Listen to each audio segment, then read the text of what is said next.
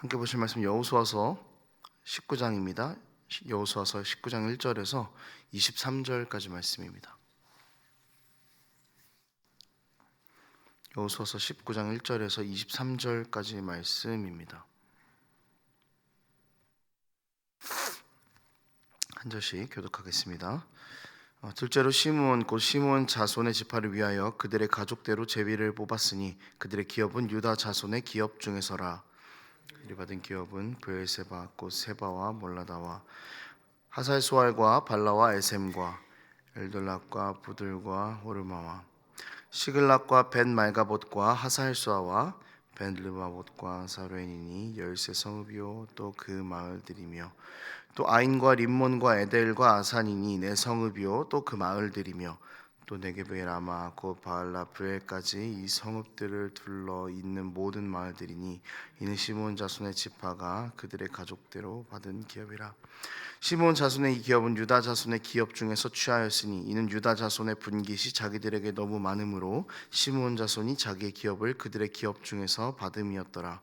셋째로 스불론 자손을 위하여 그들의 가족대로 제비를 뽑았으니 그들의 기업의 경계는 사릿까지며 서쪽으로 올라가서 마랄라에 이르러 다베셋을 만나 용남 앞 시내를 만나고 사릿에서부터 동쪽으로 돌아 해 뜨는 쪽을 향하여 기슬롯 다볼의 경계에 이르고 다브라스로 나아가서 야비아로 올라가고 또 거기서부터 동쪽으로 가드헤벨을 지나 엣 가신에 이르고 네아까지 연결된 림몬으로 나아가서 한나돈에 이르고 입다의 골짜기에 이르러 끝이 되며 또 갓닷과 나할랄과 시므론과 이달라와 베들레헴이니 모두 12성읍과 그 마을들이라. 그들과 가족대로 받은 기업은 이 성읍들과 그 마을들이었더라.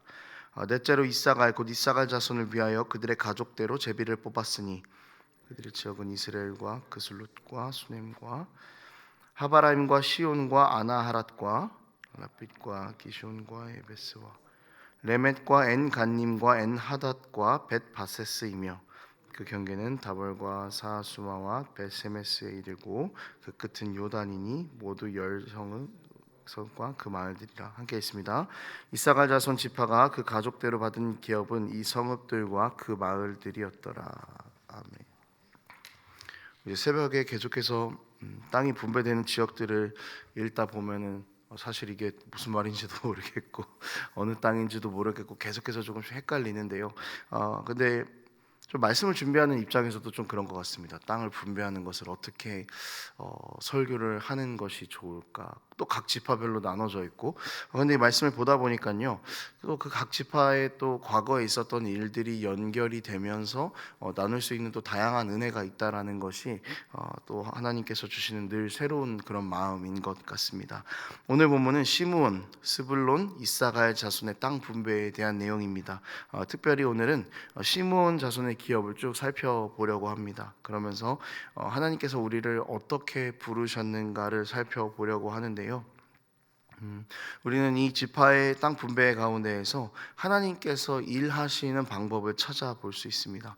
하나님께서 어떤 방식으로 우리에게 일하시는지 이것을 함께 살펴보는 시간이 되기를 원합니다.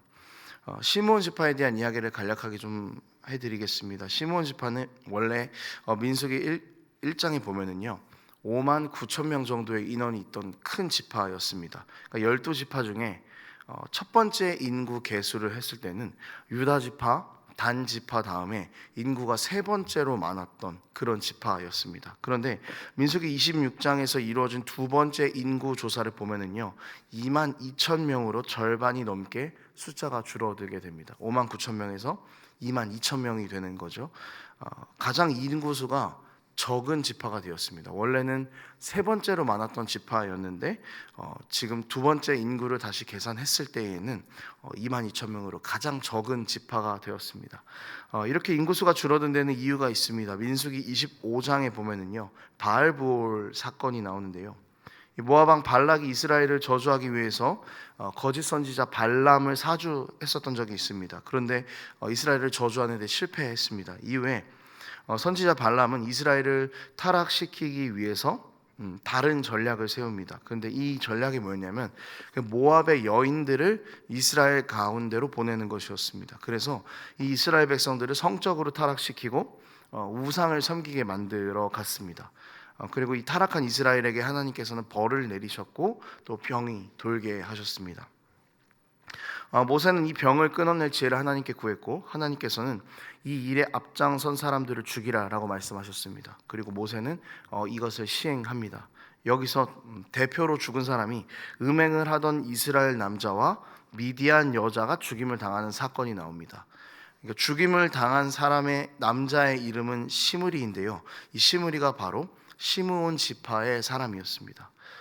물론 음행에 빠진 사람들은 많았을 것입니다. 하지만 이 그중 죽은 한 사람의 이름만이 굳이 언급되는 이유는 이 사람이 음행에 앞장섰던 사람이었기 때문에라고 볼 수 있습니다. 그러니까 정리를 해보자면요, 이스라엘 백성이 우상을 섬기고 음행을 하는 것에 시므온 지파가 앞장섰고 그 앞장선 것으로 인해서 2만 명이 넘는 사람이 하나님으로부터 심판을 당한 것입니다. 그리고 연병이 돌 때 죽은 자가 2만 4천 명이었다라고 성경은 이야기를 하는데요. 이때 시므온 지파의 인구수가 급감한 이유는 불순종에 앞장서서 연병이 돌아서 2만 4천 명 가량 되는 인원이 죽었기 때문에라고 볼 수가 있는 것이죠. 이 시므온 지파는 인구가 굉장히 적을 뿐만 아니라 땅 분배에서도 조금 독특한 모습을 보입니다. 땅을 분배하는 첫 구절은요, 늘 이렇게 시작해요.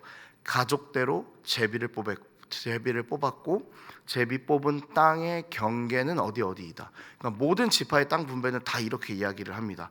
가족대로 뽑았고 제비 뽑은 땅의 경계는 여기다. 그런데 시므온 지파의 첫 구절은요 이렇게 나와 있습니다. 1절에 이렇게 나와 있어요. 둘째로 시므온 곧 시므온 자손의 지파를 위하여 그들의 가족대로 제비를 뽑았으나, 여기까지는 갔죠. 근데 뒤를 보십시오. 그들의 기업은 유다 자손의 기업 중에서라.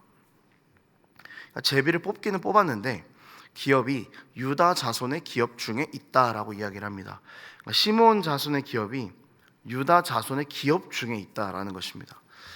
시므온 지파가 인구가 적었기 때문에 반대로 인구가 가장 많고 가장 넓은 땅을 분배받았던 유다 지파의 기업에서 시므온 지파의 땅이 분배가 된 것입니다. 그러니까 어떻게 보면은 그 유다 지파의 땅 안에서 그 있는 땅을 시므온 지파가 분배를 받아서 같이 살게 되는 것이죠. 그러니까 두 지파가 함께 동거를 시작하게 된 것입니다. 여기서 가장 아름답게 좀 설교를 해보려면 이런 겁니다. 유다 지파가 자원하는 마음으로 기꺼이 자신들의 기업을 내어주었습니다. 그러니까 인구가 적은 지파한테. 근데 이러면 참 좋은데 이게 근거가 사실은 찾아보기가 좀 어렵더라고요. 만약 유다 지파가 양보했다라고 하면 굉장히 아름답게 설교를 마무리 지을 수 있었을 것 같은데 그런 것 같기도 하고 아닌 것 같기도 하고 정확한 근거가 없어요. 그런데 여기서 우리가 발견할 수 있는 것 중에 하나는 뭐냐면 교회의 부르심의 원리를 발견할 수 있다는 것입니다. 유다 지파는 인구가 가장 많은 지파였습니다. 두 번째 인구 계수 때 인구가 가장 많은 지파였습니다. 시므온 지파는 인구수가 가장 적은 지파였죠. 그리고 유다 지파는 가장 넓은 영토를 분배받았고 군사적으로 또 정치적으로 영적으로 중심지가 되는 것이 유다 지파의 땅이었습니다. 그러니까 이스라엘의 중심지가 되는 이 지파에서 이스라엘에서 가장 소외된 지파가 살게 되는 것입니다. 이것은 마치 교회의 모습과도 같습니다. 하나님께서 우리 한 사람 한 사람을 교회로 부르신 이 부르심의 원리와 너무나 닮았다라는 생각을 합니다. 마치 누군가에게 너가 많이 가졌다면은 한번 나눠보는 것은 어떻겠냐라는 그 하나님의 제안처럼 들리는 것이죠. 교회 안을 보십시오, 여러분. 늘 기쁜 사람만 있는 것이 아닙니다. 늘 강하고 부유한 사람만 있는 것이 아닙니다. 연약하고 슬픔 가운데 있는 지체들이 있습니다. 같은 사람들이 아니라 정말 반대되는 사람들이 있는 곳이 교회고 하나님께서는 이런 반대되는 사람들을 다 한 교회로 불러 모으셔서 교회다라고 부르십니다. 함께 공존하면은요 갈등할 일이 참 많습니다. 유다 지파 입장에서 보면은 이 시므온 지파가 거슬렸을 수도 있습니다. 또 무슨 일만 하려고 하면 쟤네는 우리 땅에 들어와가지고 진짜 팔자 좋네 이렇게 생각할 수도 있는 거죠. 시므온 지파는 어땠겠습니까? 마냥 좋았겠습니까? 부담스럽기도 하고 유다 지파에 대해서 자격지심을 느꼈을 수도 있을 것입니다. 그러니까 애초에 섞이지 않았더라면 이런 문제는 없었을 텐데 하나님께서는 굳이 그 다른 둘을 섞어 두신 것이죠. 교회는 혼자 존재하지 않습니다. 교회는 함께 존재하는 것입니다. 각자의 역할을 하며 하나님의 부르심 안에서 서로 돕고 협력하면서 연결되어 가는 것, 그것이 바로 교회입니다. 교회 구성원들은 정말 각자 다른 삶을 살아갑니다. 너무나 다릅니다. 하지만 하나님의 계획 안에서는 모두가 하나입니다.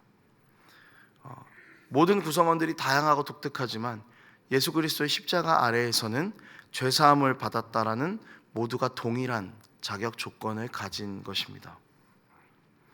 이 동일한 은혜를 받은 사람들이 서로 섬기고 사랑하는 모습, 함께 살아가는 모습을 하나님께서 원하시기 때문에 그렇게 우리를 한 교회로 부르신 것입니다. 그리고 우리 모두가 이런 하나님의 부르심과 뜻 안에서 순종하는 사람들이 되어 가기를 소망합니다. 합력하여서 그리스도의 몸인 교회를 세워가고 각자 맡은 사명에 충실하고 서로 격려하고 지지하는 그런 공동체가 될 수 있어야 합니다. 우리가 하나 되어서 서로를 섬기고 하나님을 섬기고 교회를 섬겨갈 때 이런 우리의 모습들을 통해서 하나님의 사랑이 세상 가운데로 흘러가게 될 것입니다. 일에 귀하게 쓰임받을 수 있는 그런 우리의 삶이 되기를 축복합니다. 말씀을 정리하겠습니다. 하나님께서 이렇게나 다른 우리를 교회로 부르신 이유는 함께 살아가고 함께 공존하면서 하나님의 나라로 지어져 가라고, 그리고 그렇게 하나 되어가는 모습을 통해서 하나님의 사랑과 부르심의 목적을 세상 가운데 분명히 드러내라고 부르신 것입니다. 우리는 그리스도 안에서 하나입니다. 이 진리를 붙잡고 살아갈 때 하나님께서는 하나 되는 교회를 통해서 그분의 나라를 이 땅 가운데 확장시켜 나가실 것입니다. 이 원리를 함께 기억하시며 하나님 보시기에 아름다운 교회로 함께 지어져 나가는 그런 우리 은혜의 동산 교회가 되기를 소망합니다. 기도하겠습니다. 하나님 아버지, 우리는 너무 다르지만 또 우리는 서로 연약하지만 주님께서 우리를 한 교회로 부르셨음을 믿습니다. 때로는 이것이 어떤 뜻인지 모를 때도 있고 때로는 하나님이 원망스러울 때도 있지만 주님, 우리가 이런 모든 마음들을 다 내려놓고 이런 우리를 위해 죽으신 그리스도를 다시 한번 바라봅니다. 그리스도 안에서 우리가 하나 되었으니 이는 서로 협력하고 하나 되어서 하나님의 나라를 세워가는 데 귀하게 사용되는 우리의 삶이 될 수 있도록 아버지 은혜를 더하여 주시옵소서. 감사드립니다. 예수님 이름으로 기도합니다.